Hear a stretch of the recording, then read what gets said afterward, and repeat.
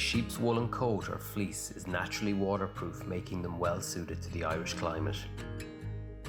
The rough outer layer falls in locks called staples, which cover a soft wool undercoat.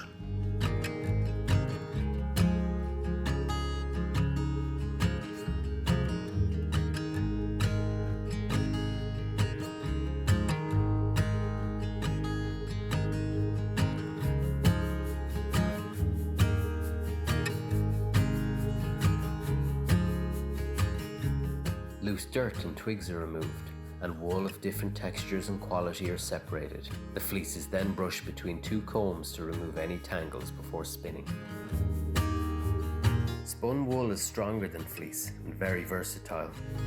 The Vikings even used wool to weave sailcloth for their longboats, at the time a very expensive process. Today, wool is still a valuable commodity.